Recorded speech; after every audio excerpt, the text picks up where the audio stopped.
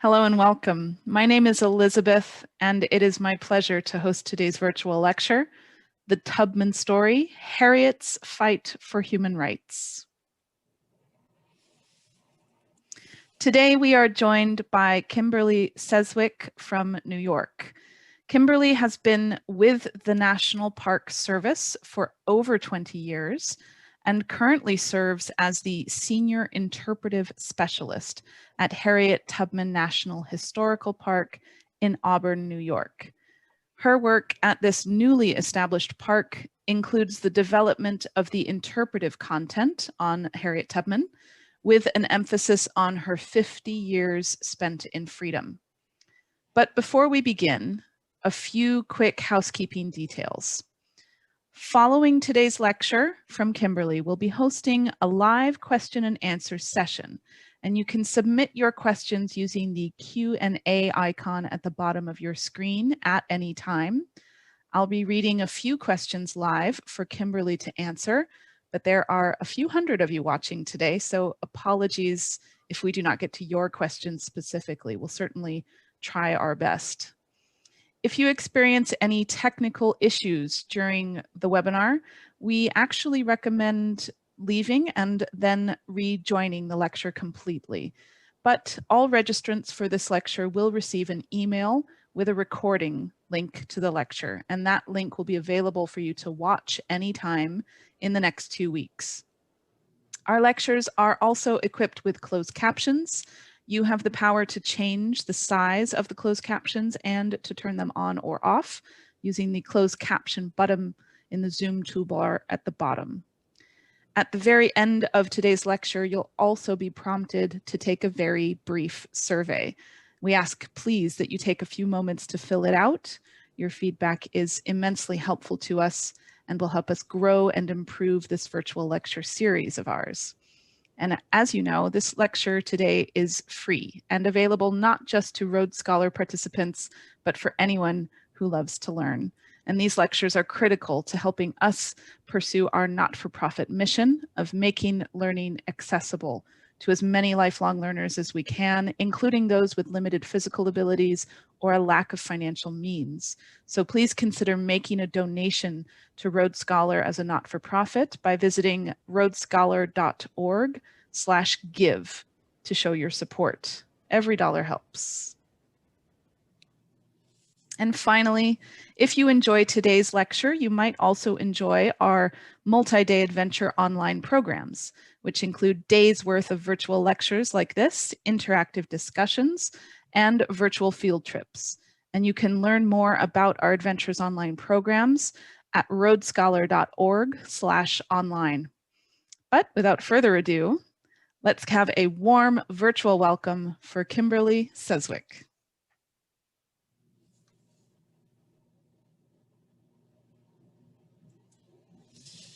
Well, thank you, Elizabeth, for having me here today, and thank you all for joining me today. As Elizabeth mentioned, I work for the National Park Service at Harriet Tubman National Historical Park in Auburn, New York. This particular park concentrates on Harriet Tubman's 50 years in freedom. So one of the things that I was tasked with, as Elizabeth mentioned, is figuring out exactly who Harriet Tubman is and what is her story.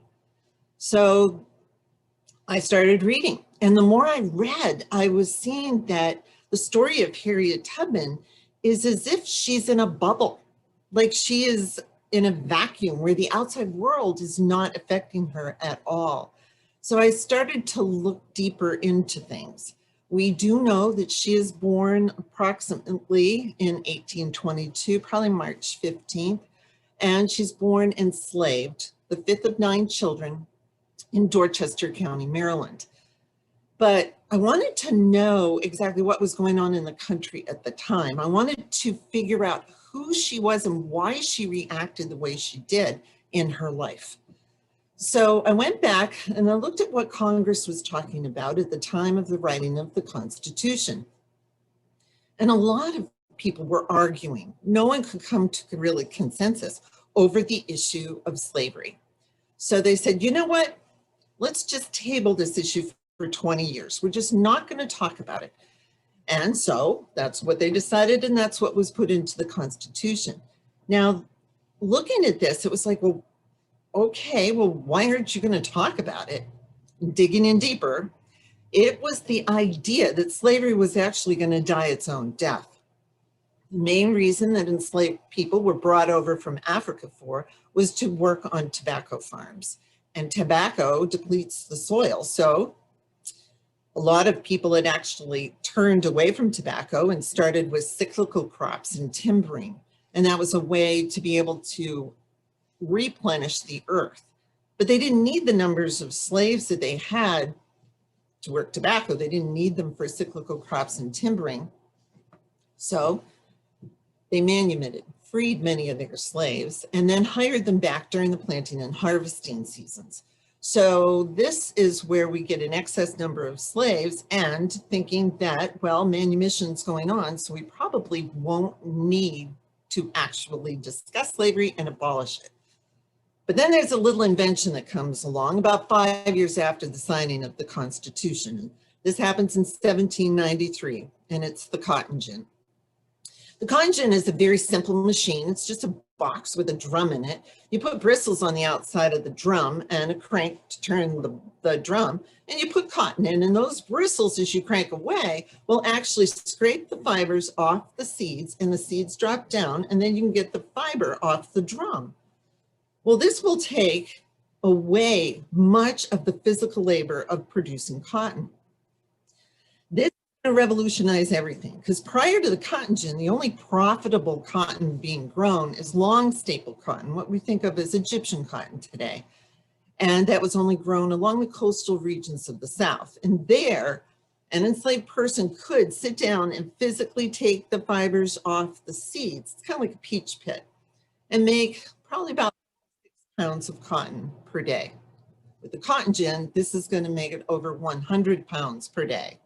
What also the cotton gin does is make short staple cotton profitable. Now, I can't see any of you, but I'll bet that just about every one of you has short staple cotton on you, either in your clothes, in your paper that you use, even in our money. And the thing about short staple cotton, that stuff will grow on a rock, but it's almost impossible to get the fibers off the seeds. So with the cotton gin now, short staple cotton is profitable. Well, everybody started wanting to grow cotton, but they needed land. So I'm going through and I'm like, okay, well, how is this handled? Well, in comes the Louisiana Territory, then the Mississippi territories, future states of Mississippi and Alabama, and then the New Orleans Territory. And this is so that they control the mouth of the river to control the trade on the Mississippi. So now we have the land, but there's Native Americans on that land. We hadn't wanted it before because cotton wasn't a profitable crop. So now we have the land, but we have to remove the. So they are pushed off the land. And in 1830, Congress actually pushes the Indian Removal Act. And that will culminate in the Trail of Tears in 1848. So now we have the cotton gin, we're growing cotton, we have the land, we remove the Native Americans. Now, what are we going to do with all this raw cotton? And around this same exact time, some of the first integrated factories fire up in New England. It's the beginning of the Industrial Revolution, and it started in England and came over to New England. So that cotton is going to be shipped north. And lots of people are making all kinds of money on this. Those factories, the integrated factory system, all that means is a bale of cotton comes in on the first floor, and then it goes up through the different floors, doing through all the processes of carding and weaving and dyeing, and then it comes out on the top floor as a bolt of cloth. This is our first mass-produced product, and it's going to revolutionize every household, and it's shipped around the world. And those people making money, they wanted to make more money, so they produce more and more cotton cloth. And they produce so much cotton cloth, they flood the market. Well, when you flood the market, the price of cotton cloth goes down. And since it's the first time anybody ever did this, they didn't quite know how to handle it. They wanted to keep those profits up. So instead of decreasing production, they increased production, making more and more cotton cloth. The Amoskeag Mills in Manchester, New Hampshire will become the largest in the world. They make 50 miles of cotton cloth at their peak per hour. So we have all this cotton being used. It's being shipped over to England and other parts of the world. So much cotton cloth being made. What's the one thing we're missing? We have the cotton gin, we have the land, we remember the Indians, we have the Industrial Revolution. The only thing we need now is cheap labor. So where Congress thought that we didn't need to talk about slavery because it was going to die its own death, it is now going to be renewed. Everybody wanted enslaved people. They wanted the cheap labor to be able to grow that cotton in the South, a very labor-intensive crop. But Congress, they sit down and they talk about this. Thomas Jefferson is in the White House. They have 20 years according to the Constitution. They have to figure out something. So on January 1st, 1808, they shut down the transatlantic slave trade. A lot of our history books look at that and say, well, that was a pretty altruistic move. That helped, but did it? Our first 12 presidents, 10 of them are slave owners. Jefferson has the most with over 600. By shutting down the transatlantic slave trade, the only thing that was done is the competition was removed. Yes, transatlantic slave trade shut down, but it ignited the domestic slave trade. And with that, the northern part of our southern states, Virginia, Tennessee, Maryland, become known as breeder states. The ground had been depleted by tobacco. They had an excess number of enslaved people. They were going to now become the breeder state to support that industry of sending enslaved people down to the cotton plantations in the South. So what does this all have to do with Harriet Tubman? Well, the biggest thing is 3 of her older sisters, and that's going to be Lena, Mariah, and Soph, are sold 3 different sales at different times. They're sold down south to the cotton plantations. They were never heard from again. The family does not know anything more about them. But Harriet Tubman remembered going through this. She remembered the cries of her sisters as they were being taken away, and what she called the endless grief of her parents, what they were going through losing these children. And to go back to Thomas Jefferson for a moment, he did know what was going on with this. He wrote a letter home to his plantation overseer saying, 1 child every 2 years is worth more than the work of a full-grown man. And so make sure the women are able to care for the babies. The mortality rate at that time was over 50% for Black children. He's saying, let the women care for the children so they don't die, so we can sell them when they're 2 and 3 years old. And this is going to happen across that northern part of the southern states, breeding children to send them down south. Harriet never recovers from that. It looks like the loss of those 3 sisters and seeing what her parents went through is going to stay with her her whole life. One of the things that Harriet is always very vested in is her family. Family comes first, always thinking about it. She will be leased out herself at the age of 5 years old. One of her first jobs is being sent into the swamps in Maryland to check muskrat traps. In the winter, of course, their fur is very thick, so she is sent out there to see if any have been caught and then release the trap and bring the creature back. But of course, she's not being clothed right, she's not fed right, and she gets very sick. Then she's returned to her mother.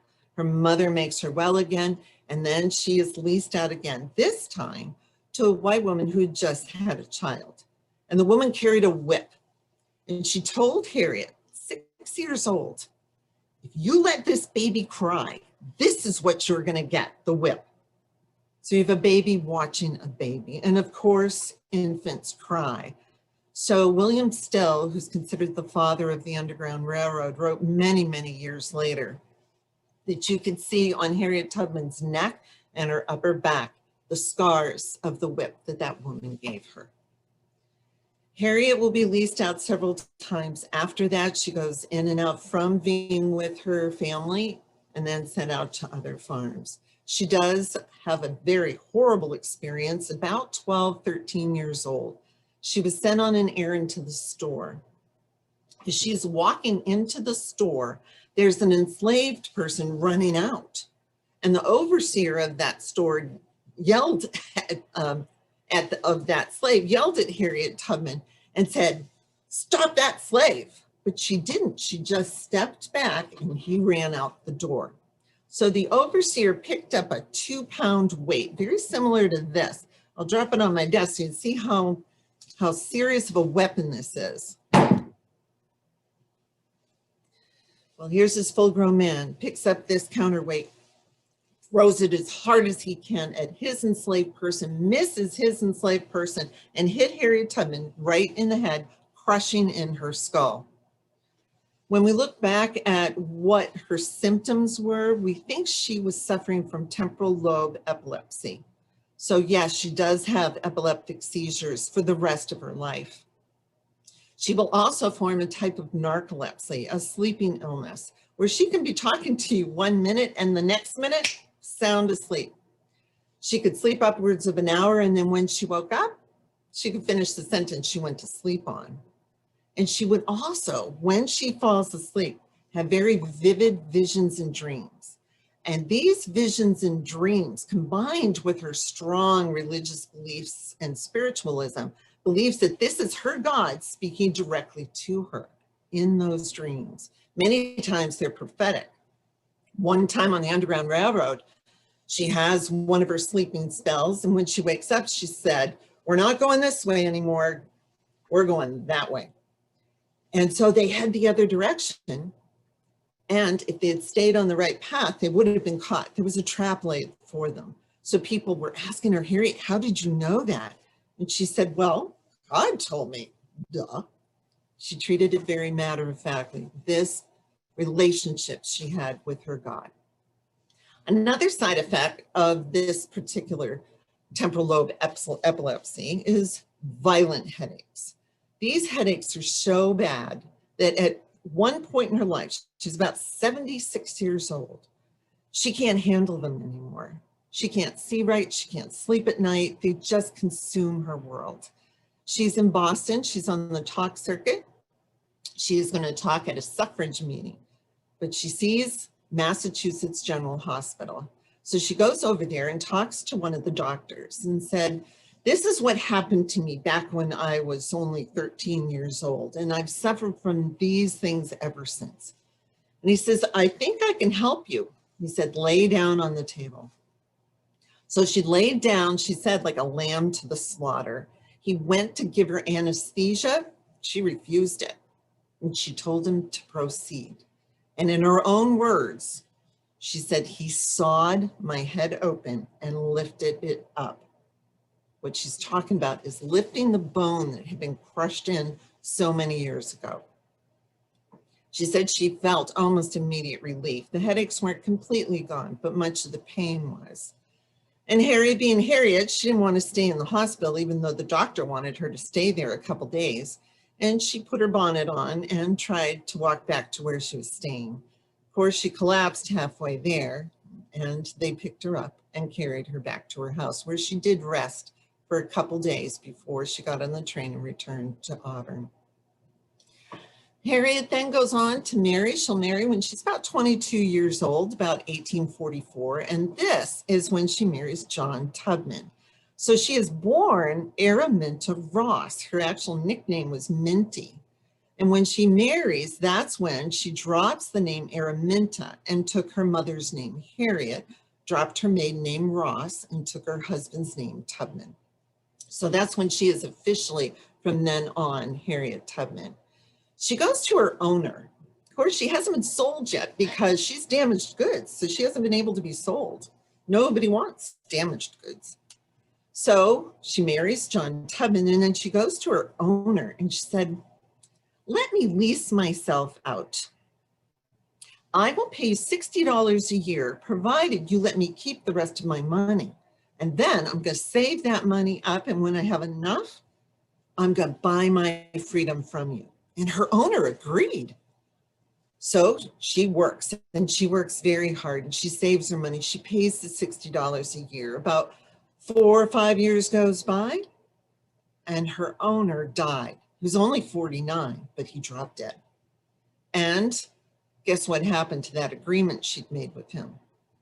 It died as well.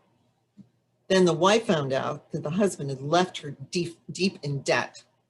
So she told the family, don't worry about this. I know exactly what we're going to do. We're going to sell property. Well, Harriet found out through the grapevine exactly what property she was going to be selling. And it was Harriet Tubman and 2 of her brothers. So here's their decision. They can either let this happen, go south. They know they never heard from their sisters. They never will. And the only thing they've heard coming up from the south are the stories of how horrible the working conditions are working on cotton plantations, how egregiously they're treated. And that flows up, and they said, well, I don't know. Should I just let this happen, or should I go north? Well, if I go north, I don't have any money. I don't have any maps. I have no connections. I don't know where this freedom is that people talk about. How far away is it? How do I get there? Will I be turned in? Will I be captured and returned and beaten, or worse? So that's their only 2 decisions. What they decided was to go north. So Harriet and 2 of her brothers started to go north.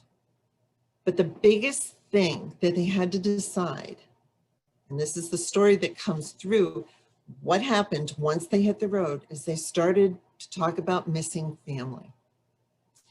If they went down south, no more would they see their family. If they went north, they probably would not see their family. And one of the brothers, who we believe was a new father, could not make that break. After talking with his brother and sister, they decided to return back.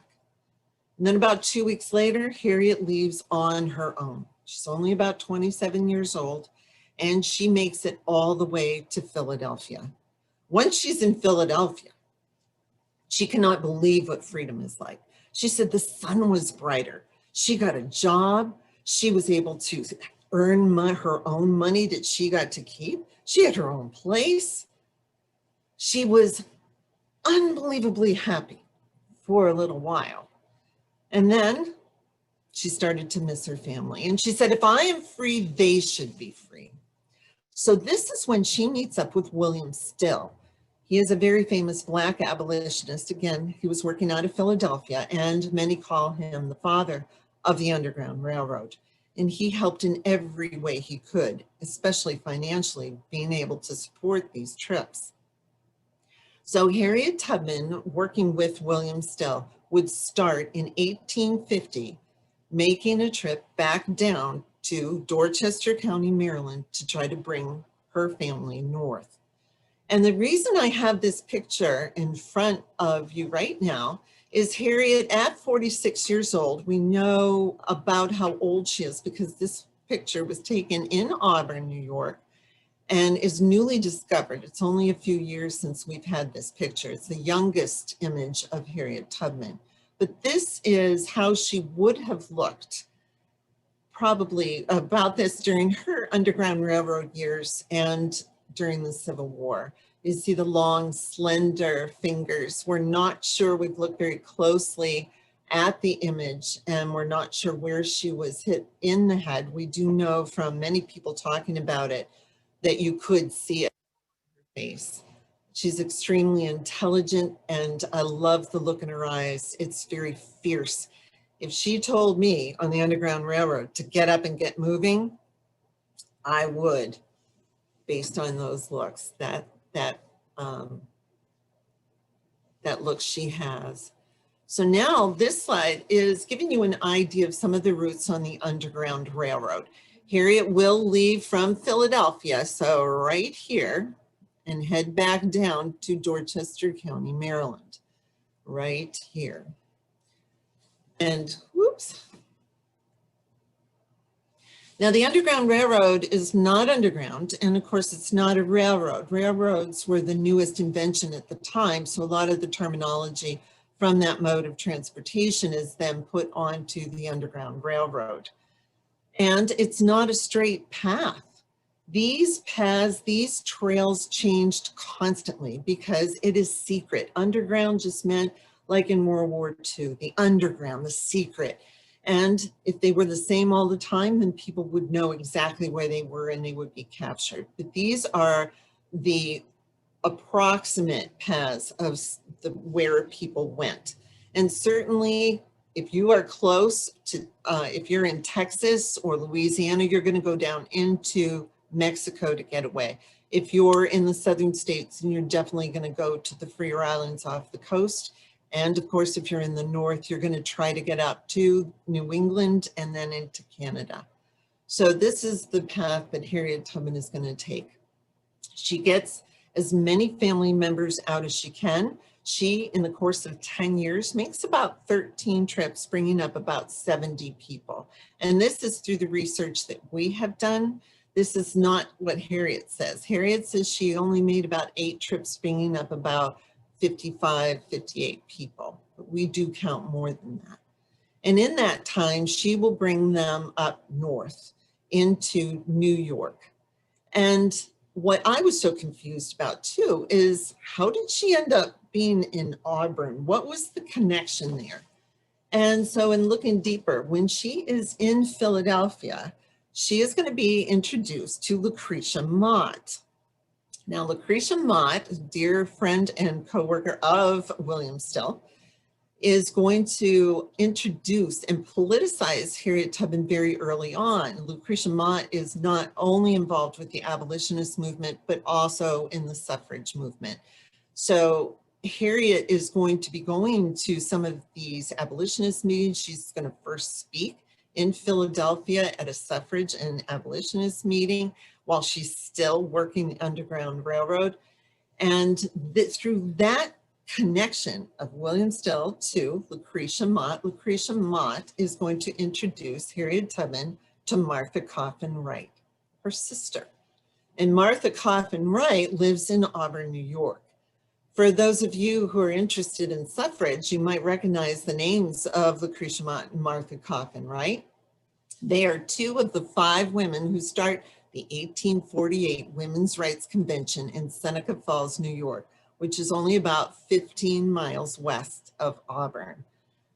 Now, Harriet's going to meet some other shakers and movers through these connections because Martha Coffin Wright's husband's law partner is William Seward. Now, William Seward, by the time Harriet Tubman meets him, has just finished up being the governor of the state of New York.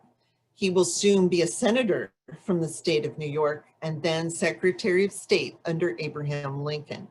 It's William Seward who's going to purchase Alaska, Seward's Folly. So you can see within just this 10 years, there's a lot of Harriet Tubman meeting and working with some very influential people in the North. 1850 might ring a bell as well, because 1850 is when the Fugitive Slave Act is going to be passed. So traveling up through New York, Massachusetts, Vermont, Maine is going to be very difficult because the 1850 Fugitive Slave Act demands that anybody who is helping an enslaved person can be fined $1,000, which is about $30,000 actually in today's money, and be thrown in jail for upwards of 6 months. So a lot of people are also trying to make money by going into the northern states and actually capturing people and returning them to the South. These slave catchers were very prevalent in the North, shall I say. So 1850 starts when Harriet Tubman is going to start on the Underground Railroad, and she works under that Fugitive Slave Act the entire time that she works the Underground Railroad. And then I wanted to show you this next image. This particular one is Harriet Tubman then bringing her family and friends into Canada, where slavery had been abolished. Now, Harriet Tubman did have a very good sense of humor as well. We always think of her as very serious and all, but Harriet bringing people into Canada over to St. Catharines, just over the Niagara River, would use many times the train, and she would take them over the suspension bridge over the Niagara River. And I want to show you exactly how high that bridge was over the river, as you can see below. And in the distance, in the right-hand lower corner, you can see right here is Niagara Falls. So Harriet Tubman bringing these folks from the first time they've ever been away from the area where they were born into different lands on different modes of transportation, they were, many of them, scared. So as they start to cross the suspension bridge on the train, Harriet would tell them, no, you don't have to look. Just put your head down, cover your eyes, and I'll tell you when we've gotten to the other side. But halfway over the suspension bridge, Harriet Tubman would tell them, okay, we're over. And they would let their eyes look around and start screaming. And that would make Harriet laugh. She thought, oh my God, this is just too funny. So yeah, she had somewhat of a sense of humor in that. But the big thing was to get to Canada. In St. Catharines, Harriet would start her philanthropic work. She actually started an organization to help those newly freed slaves get jobs, find a place to live, be able to get them money so they could eat, so that they could find a place to rest. So this was all done by Harriet's own hand. And she left her relatives in St. Catharines, even her mother and father, to make sure they were out of the grasps of the 1850 Fugitive Slave Act. This particular image shows Margaret Stewart and her daughter, Alice Lucas Brickler. Now, as Harriet is making these 13 trips up and down on the Underground Railroad, there's one trip that she makes, which historians don't really agree on. They're split pretty much 50-50 on this story, as is the family. But some historians and family members believe that Harriet Tubman actually gave birth to a daughter in Baltimore in 1850, probably on the first trip down on the Underground Railroad. Now, the law stated at the time that whatever legal status the mother was, so is the child. So Harriet Tubman is enslaved, so that would mean her daughter is enslaved. So this particular story I like to bring up because this is showing the horrible decisions that people had to make, including Harriet Tubman, to try to get free, to try to ensure their children are free. As only a mother could, what is believed is that Harriet Tubman gave Margaret away to a free Black family, one that just had a child, so they could claim they had twins instead of a single birth. The family, as far as Margaret could remember, had a carriage and chestnut-colored horses that they would take to church on Sunday.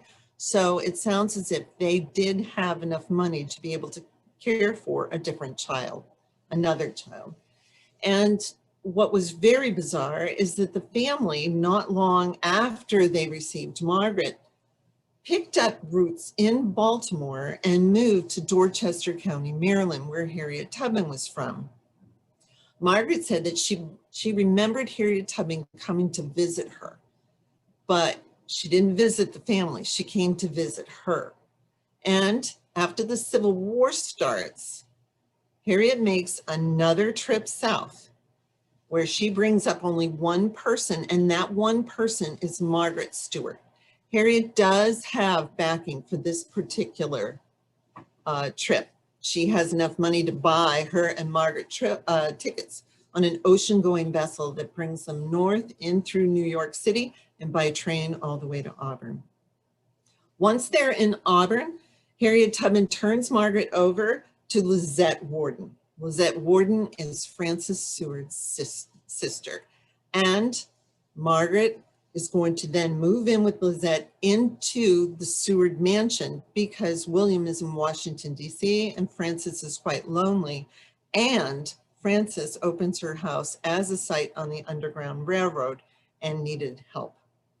So Margaret will stay with the Sewards for the duration of the war. She's taught how to read and write, manage a large household, dress as a lady, and be able to learn the manners and all of a very rich woman.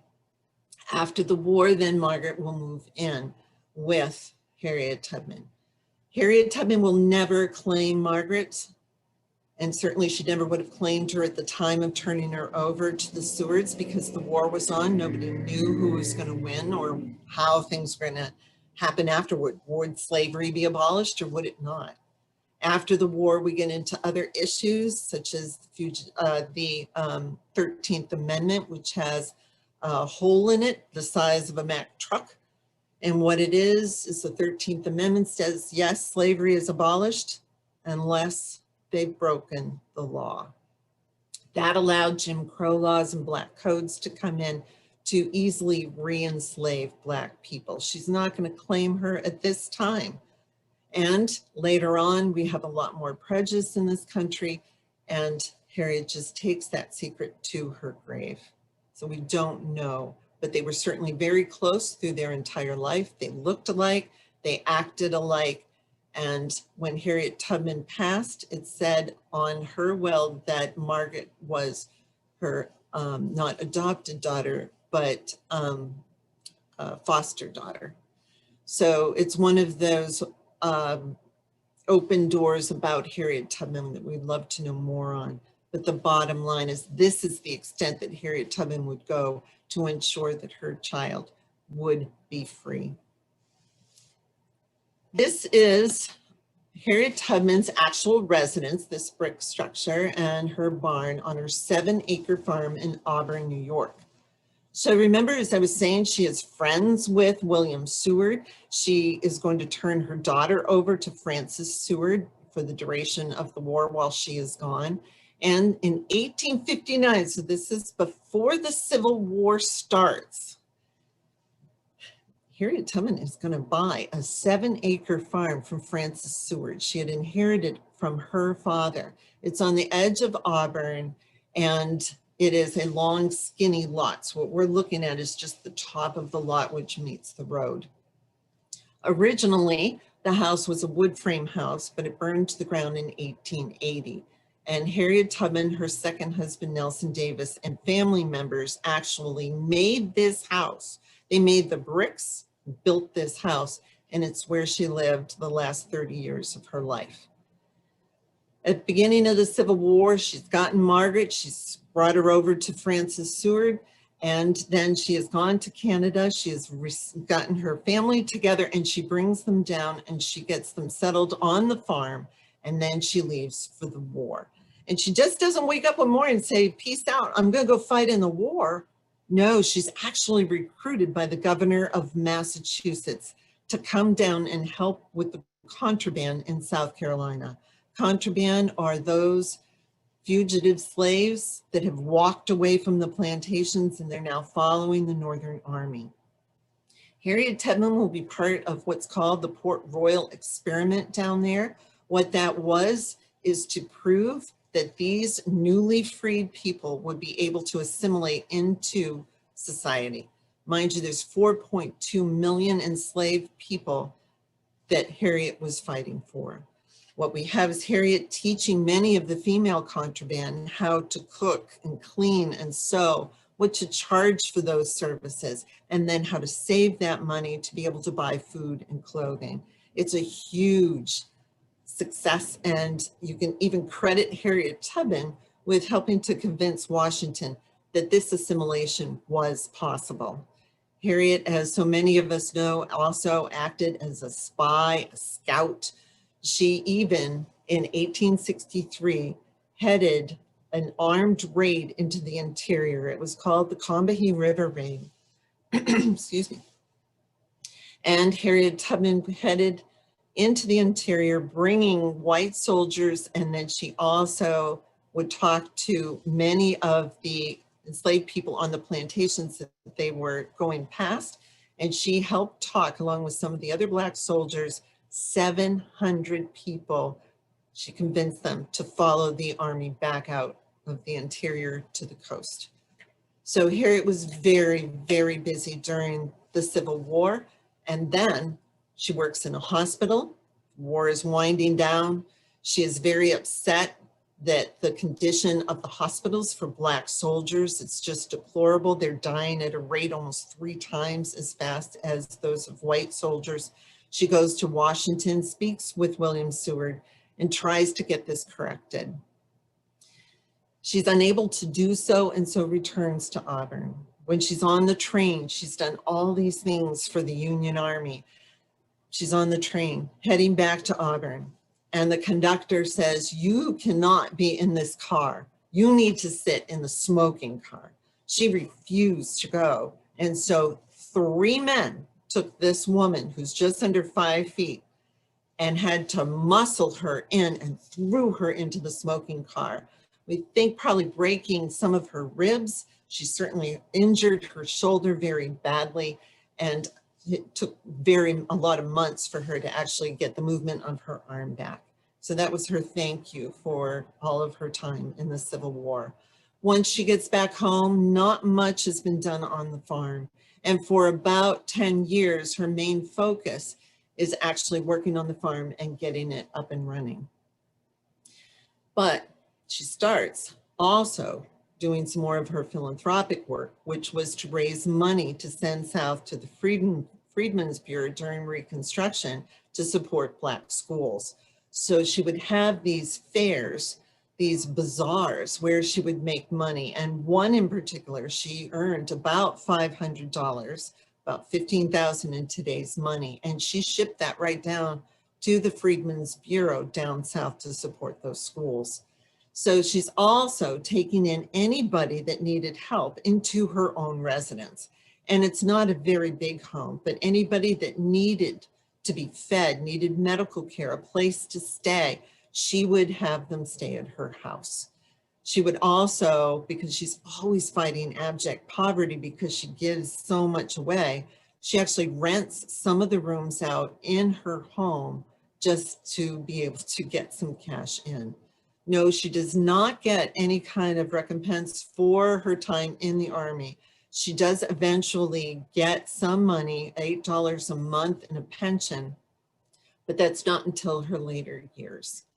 So at this time, the way she makes money is just trying to get the farm up and running and selling produce and meat. She had chickens and cows and pigs, and also by renting those rooms out.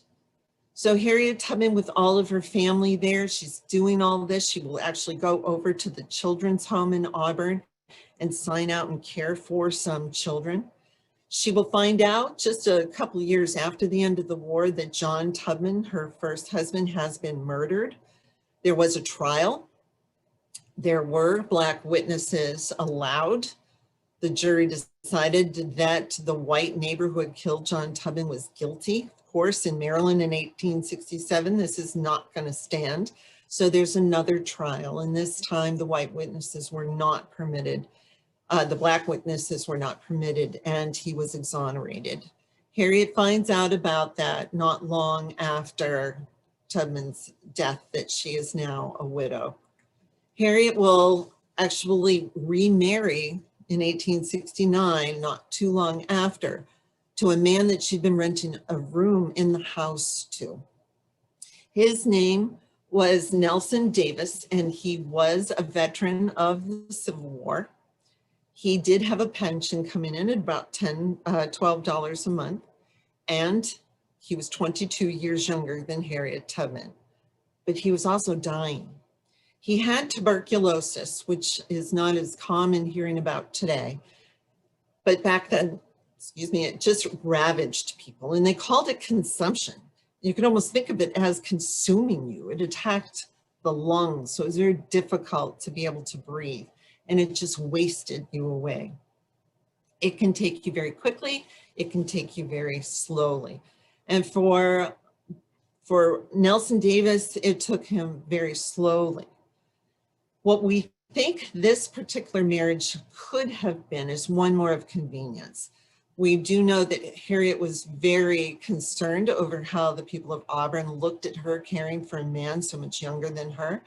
And so they did marry. It could have been that he said to her, "Harriet, take care of me, but if you marry me, then everything in any rumors going around the town will be extinguished, but then also, then you will get my $8 a month pension when I die. And that's exactly what happened. She cared for him all that 20 years. And then when he died, she did get his $8 a month pension.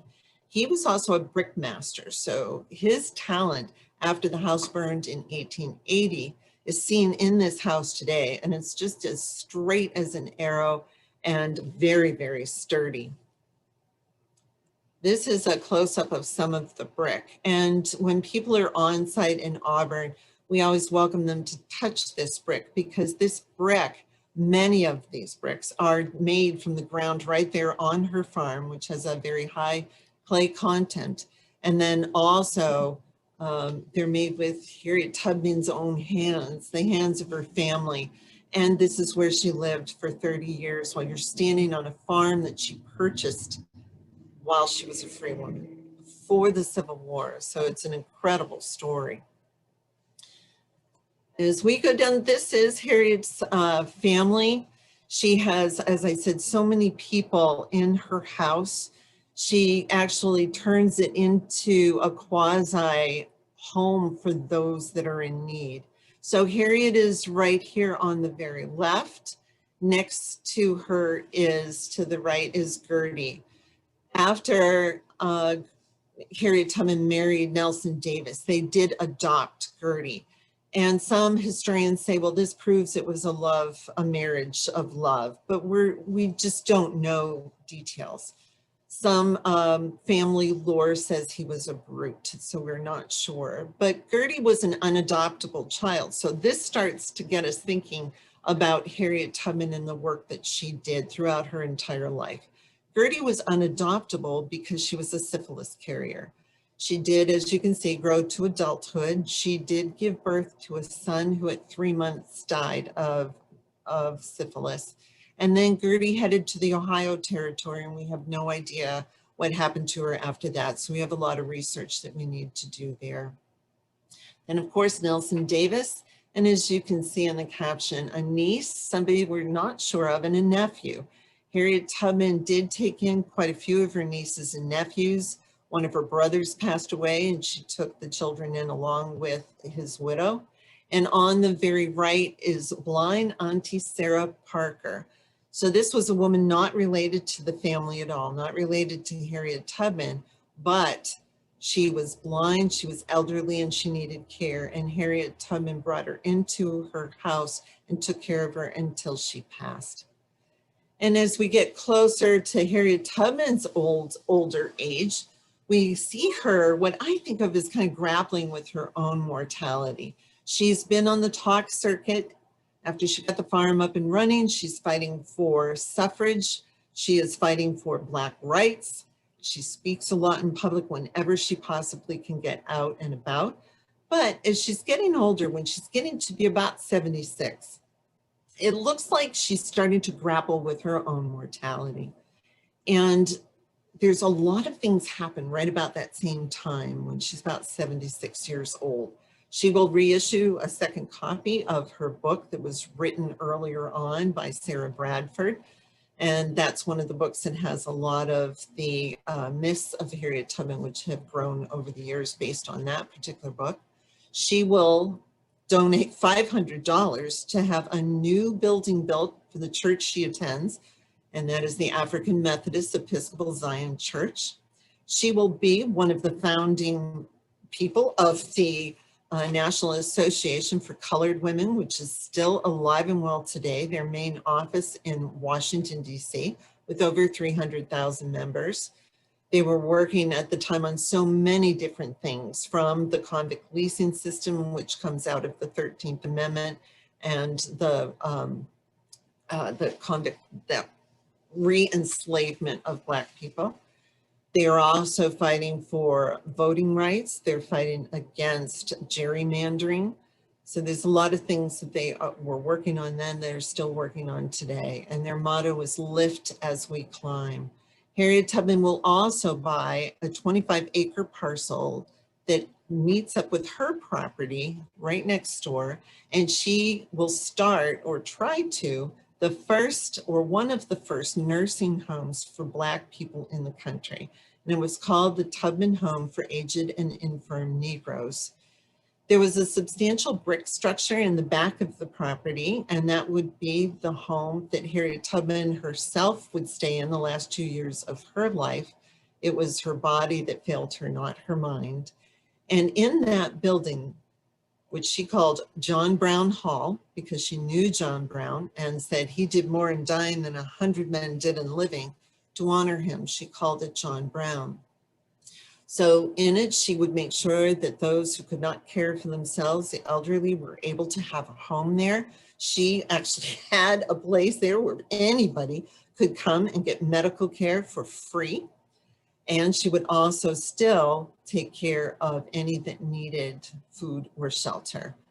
And she found out very soon on that it was very difficult to get this off the ground because it was very costly. So Harriet Tubman actually donates the property and the Tubman home for aged and infirm Negroes to the African Methodist Episcopal Zion Church, who have kept it all these years and cared for the property. This is one of Harriet Tubman's legacies, is this taking care of those within the community, and especially the old and infirm. This particular picture, which shows a shawl, was donated to Harriet Tubman. It was a gift to her, actually, from Queen Victoria. And Queen Victoria had read her Sarah Bradford biography and heard about her work back here in the United States, and gave her this shawl and a medal from her Silver Jubilee, and asked her to come to the celebration in England. But Harriet did not have the money and was unable to go. So this shawl now resides down at the African American Museum of the Smithsonian in Washington, D.C. This is a picture of John Brown Hall. You can see how substantial of a brick structure it was. Harriet Tubman is actually, you can see my cursor down in the bottom center. She has a little shawl on. And as I said, she was very delicate the last 2 years of her life, but she was very much there mentally. This is a picture of Harriet Tubman laying in state. The National Park Service has actually purchased her church, which we are in the process of restoring back to its glory. This balustrade, which you can see the ladies sitting inside, you can see part of it here and also right here, you can see my cursor, that still is intact. The ladies that are sitting behind Harriet are actually many of the matrons from the Home for the Aged, and they came and sat with her during the entire laying in state. This is her gravesite, which is also in Auburn at Fort Hill Cemetery. You can see, and many people get confused. They go, is this actually Harriet Tubman? Because who is Davis? And of course, as I just said, her second husband's last name was Davis. She refused to give up Tubman because she was recognized as Harriet Tubman. She was quite well known within her lifetime, so she made sure that that name was kept. This is the back of the tombstone. And this also talks about, I couldn't get it all in the picture so you can see it, but this is the Women's Club of New York, at the Empire State Women's Club, who actually paid for the first tombstone, which did not last very long, only about 30 years. And so they've erected this one, which is much sturdier and still stands there today, but recognizes her time on the Underground Railroad and during the Civil War. This is the final home of the Home for Aged and Indigent Negroes, or Infirm Negroes as it's also called. And after Harriet Tubman's death, then the John Brown Hall was closed and the home was moved up on to the front of the property where this building stood. And this is where it stayed open until about 1908. The problem being that the church also found it very costly to keep this going, so they eventually closed it down. It did fall into disrepair, but about 1950, that's when the African Methodist Episcopal Zion Church raised the money and rebuilt the structure. It's all also now open to the public on tours. when we're talking about restoration, there's always Mother Nature. And I just wanted to show this picture. This kind of set us back a little bit as we were doing the restoration work. We had a bolt of lightning that actually stabbed through the steeple. So the top of the steeple right up here was not affected. It came right through this section right here and caught it on fire. We were very lucky that it happened during the day. Neighbors saw it and they called the fire department right away, and they came and put the fire out almost immediately. If it had been at night, it probably would have burned to the ground. So we were very lucky. This is part of the inside and some of the people doing the restoration work. All the stained glass is still intact. All the beadboard and all is still there. One thing, the church was in an active church. The congregation is still active today. It's one of the longest lived congregations of the African Methodist Episcopal Zion Church. It originally started in 1838, so it started before Harriet Tubman came to Auburn. And it's, as I said, still alive and well today. They were in this building for about 100 years. And over the years, they had actually covered the walls and the exterior with asbestos tile.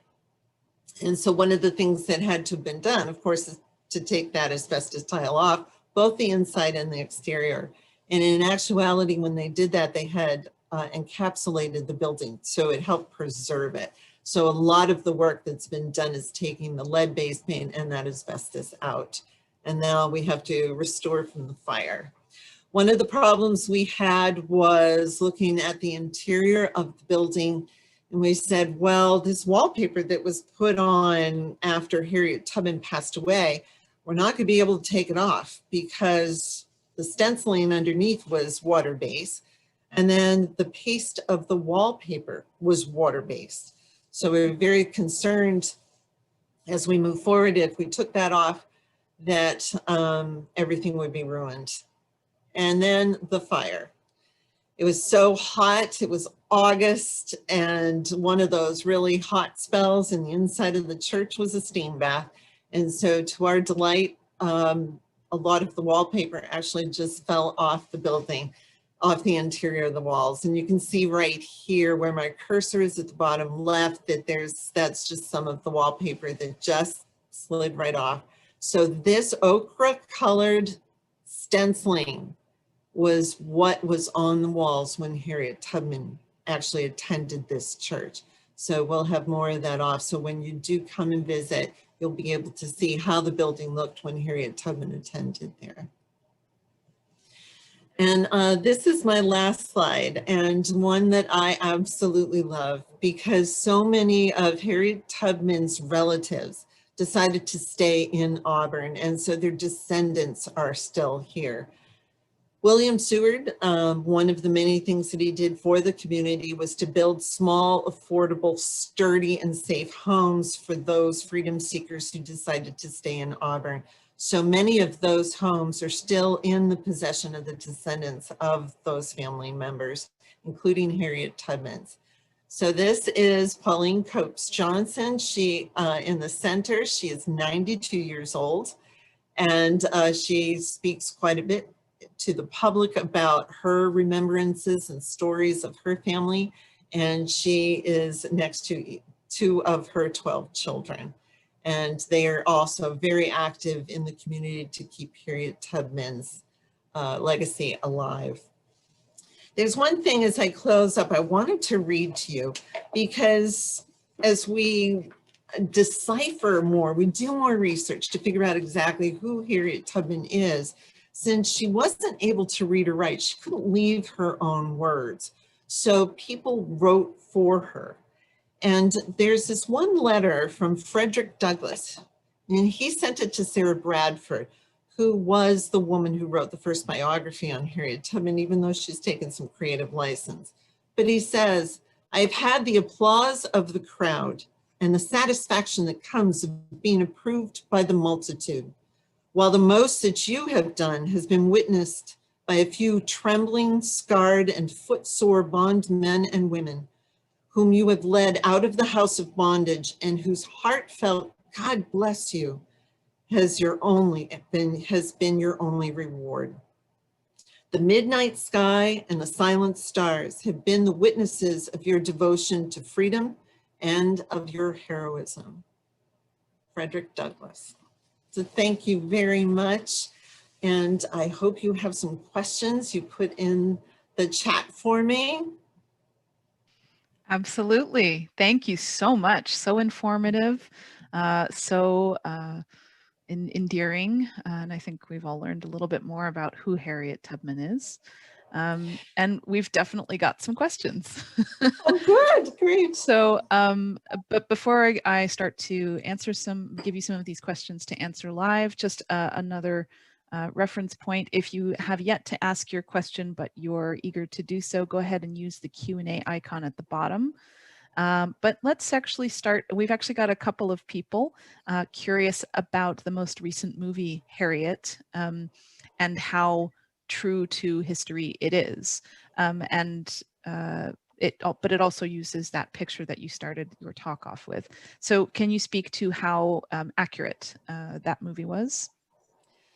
The movie itself was trying to capture the feeling of Harriet Tubman.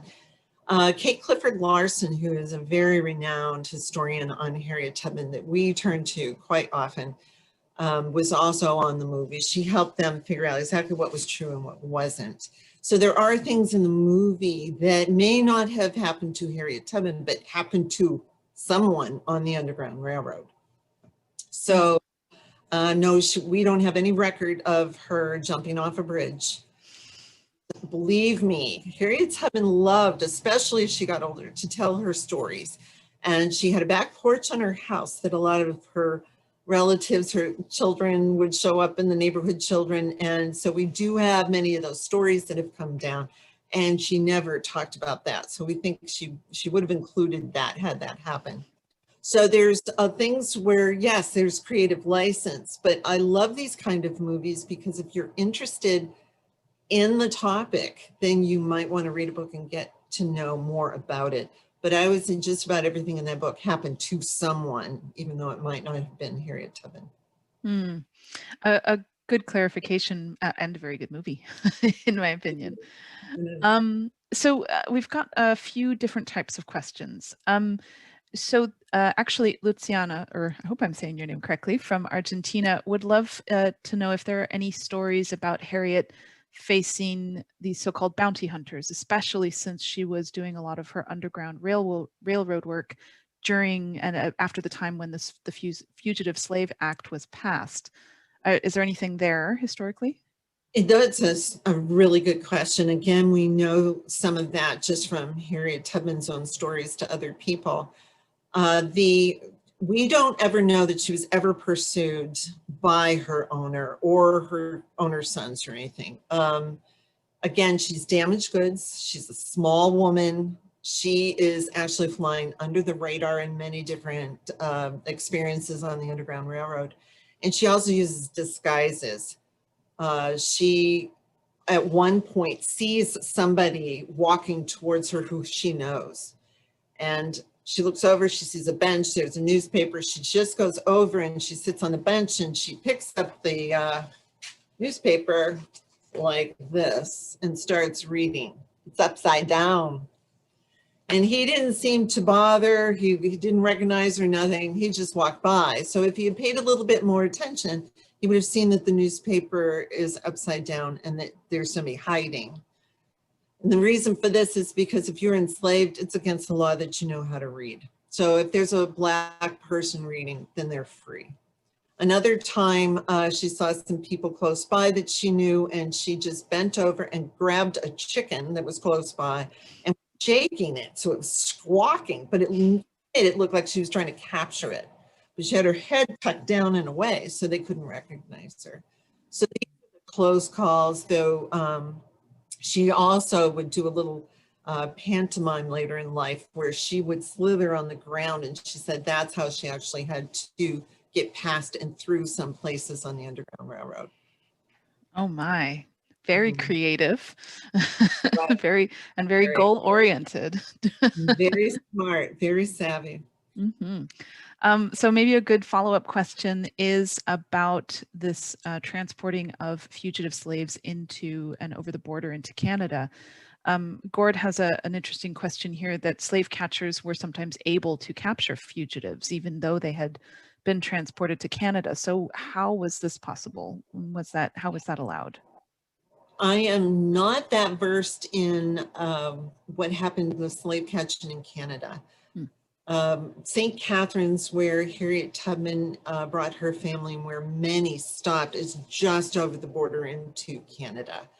There are certainly a lot of stories here in the United States of slave catchers taking even free Black people.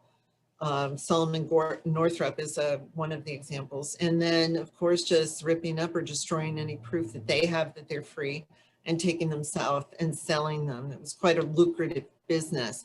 It's also, as some historians have argued, the beginning of our police departments are these squads of slave catchers.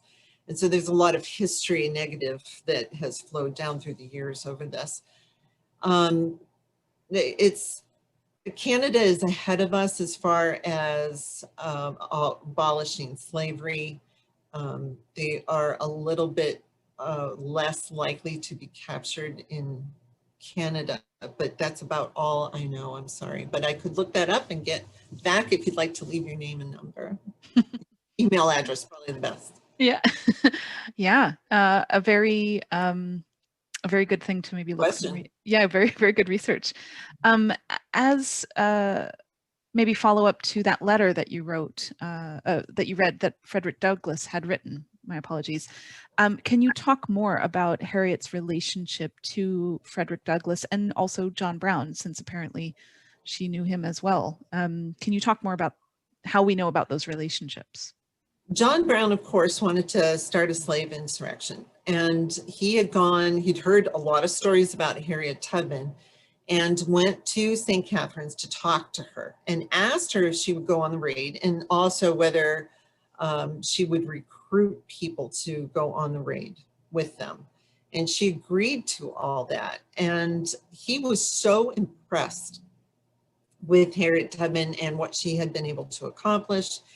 And he wrote to his son and used the male pronouns to describe Harriet Tubman, that he was very much of a man and a soldier, and so you can just see in this letter how much he respected Harriet Tubman.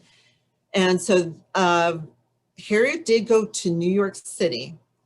Some historians are arguing that she probably did not go on the raid because she was suffering from one of her bad headaches, or there's something that keeps them from meeting up with John Brown. So she does not go on the raid. And then, of course, as I said, once she has the nursing home set up, she calls it John Brown and always says that he did more in dying than 100 men did in living. So she very much honors the work that he had done. And as far as Frederick Douglass, during much of these years that Harriet's on the Underground Railroad, is living in Rochester, New York, which is from Auburn. It's northwest, about an hour and a half or so in today's driving highways. But it's also right on Lake Ontario, and it had a lot of shipping in it. So there was one other way of transportation to get, you didn't have to just go over the bridge or use trains. You could also take some of these barges across Ontario. And so he used his house as a site on the Underground Railroad. So we do have record that Harriet did stop there on one of her trips north, and he sheltered and fed them while they were there. So there's the connections that Harriet has during especially her Underground Railroad years is just incredible. And of course, is one of them. Excellent. Yeah. It's such a rarity sometimes when a historical figure is well known in their own time for the acts that they've done in their life. So one question based on the beginning parts of your presentation, we've got a couple people asking about it, is that her hospital treatment later in life. What sort of records were we looking at, or what sort of research were you looking at that showed not only that hospital visit, but that she was offered anesthesia?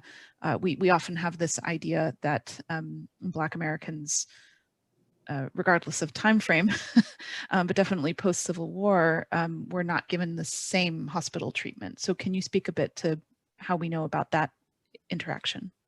Some of it is family lore. Some, of course, is what Harriet Tubman has repeated over the years. And one family member actually has the bill, the invoice from Massachusetts General Hospital for her brain surgery.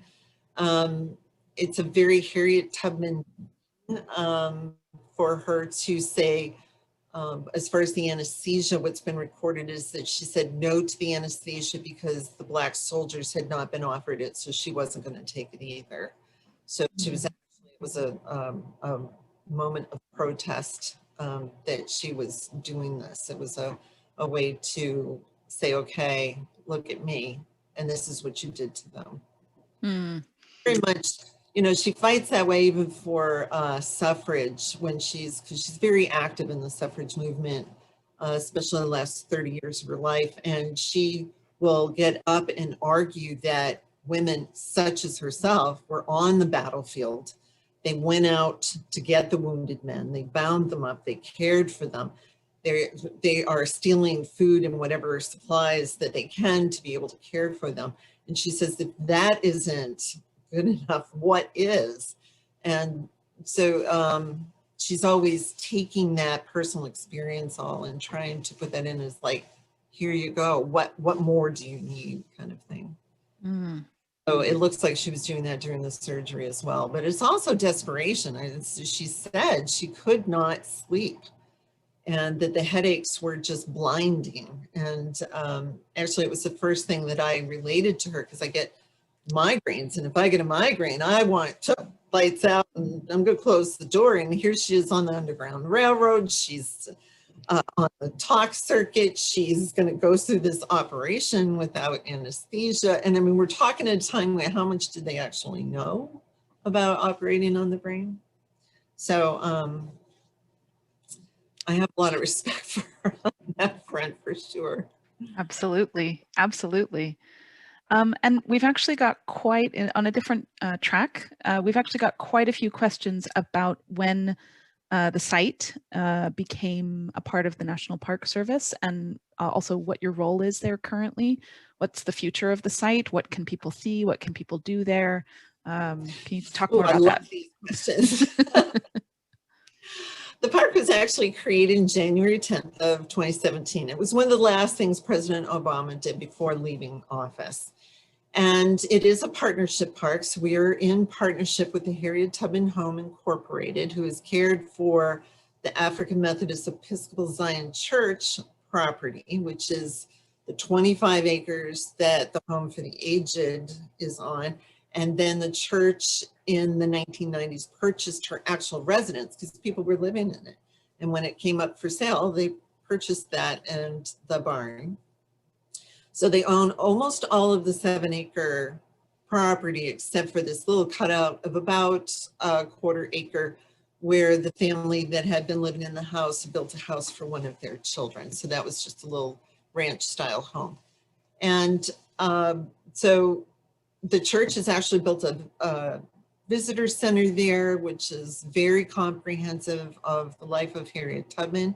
And there are tours that go out pre-COVID. It's not open just yet because of COVID-19, but you can still look onto the property from the street. Her actual house is right up next to the street. And also then the National Park Service purchased the church. Then we had the fire, then we had COVID-19. So our schedule of getting the restoration completed has been set back a little bit, but we're hoping to have that open within a couple of years, barring any other things that might slow us down. Her gravesite is open. Fort Hill Cemetery is open all the time. It is an amazing place. People leave a lot of memorabilia there and little mementos for Harriet Tubman. It's quite a somber place to visit.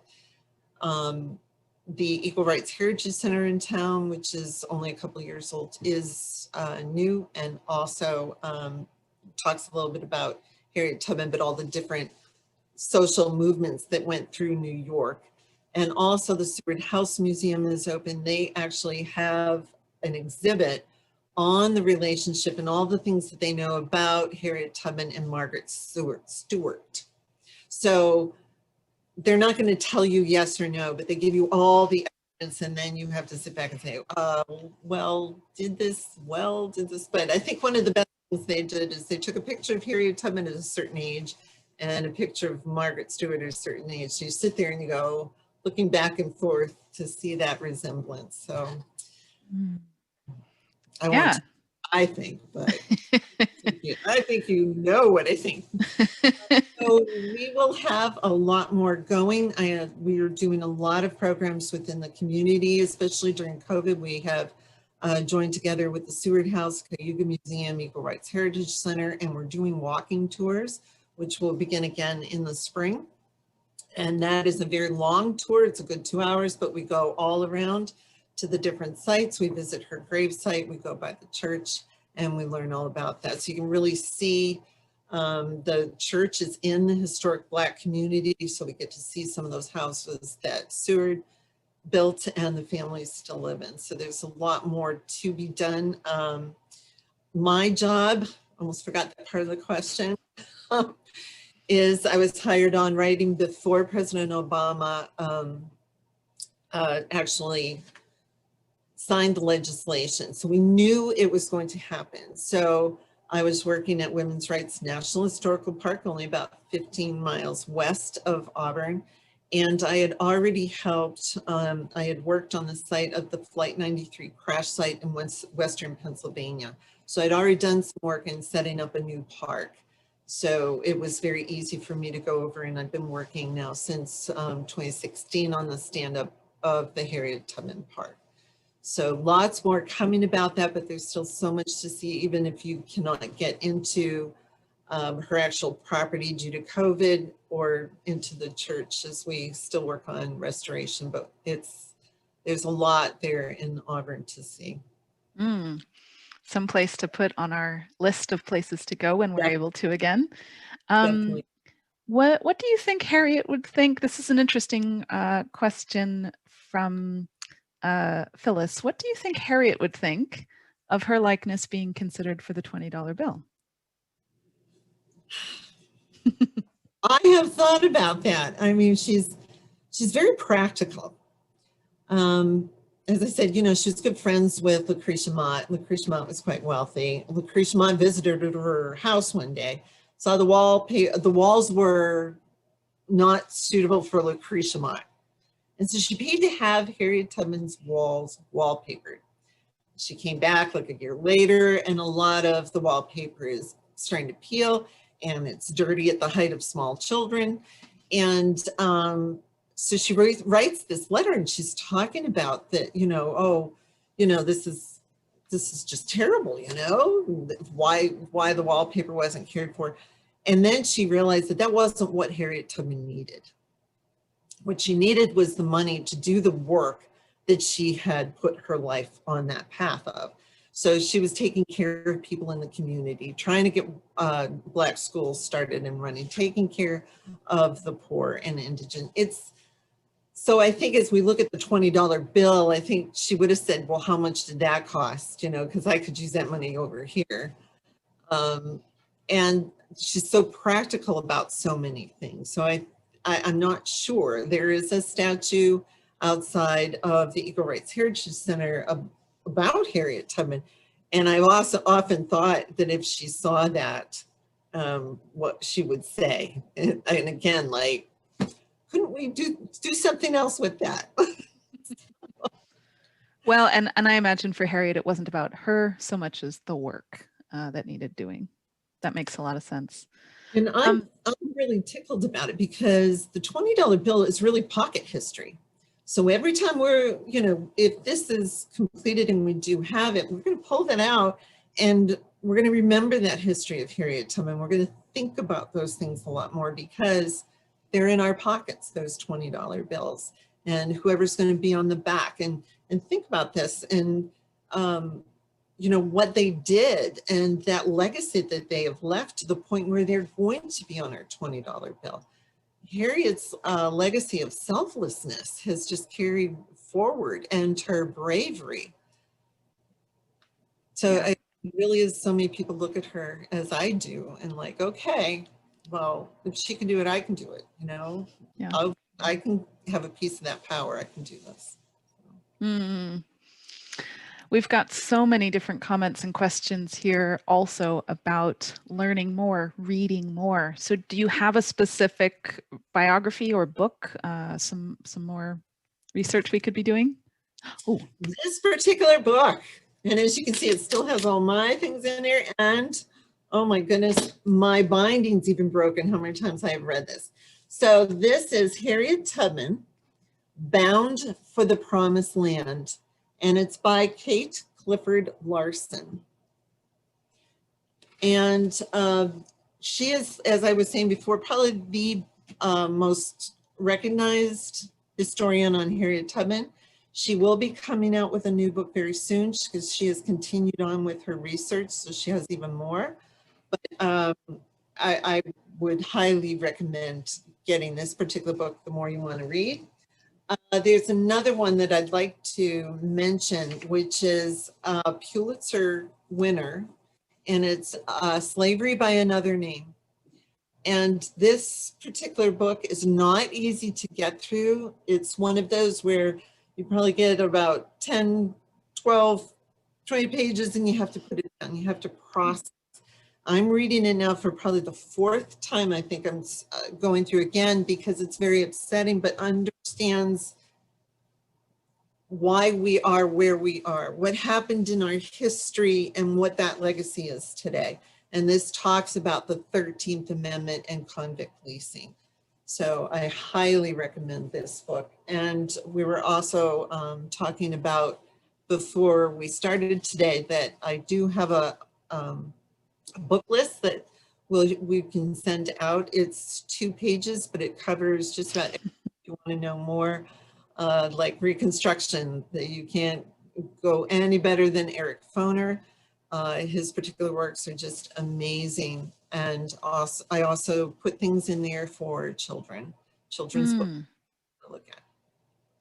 Yes, definitely something that we can try to put into the follow-up email that everybody who's registered will get, so that that reading can start as soon as you like. Well, we've actually, I've just got quite a few comments here, just saying how interesting this topic has been. Leslie said that some years ago she was able to visit the church in St. Catharines that Tubman attended. Lori has said that she visited the national park 2 years ago. She says it's one of the best she's ever seen. So I just wanted to say that. Thank you very much for your comments. And maybe there's a couple other questions here. Actually, speaking of money, since we were just speaking of the $20 bill, if we wanted to give some of our $20 bills as a donation to anywhere that supports the life and work of Harriet Tubman, how would we be able to do that? Where would you like to point people? The National Park Foundation has, if you just go to their website, they have a way that you can donate. If you wanted to go to a specific park, you can just put that in where you would like that money to go to. And they are our fundraising philanthropic organization of the Park Service, and they support us so much. It's wonderful to have them, but they are the ones that you would send your monies to if you like. But thank National you. Parks Foundation, yeah. National Absolutely. Park Foundation, yes. Well, I think that might be towards the end of our presentation today, but I know that people have been enjoying this throughout our time speaking today, and it doesn't mean that the learning can end here. Once again, I'd like to thank our expert instructor, Kimberly, for her presentation. Thank you. Yeah, of course, of course.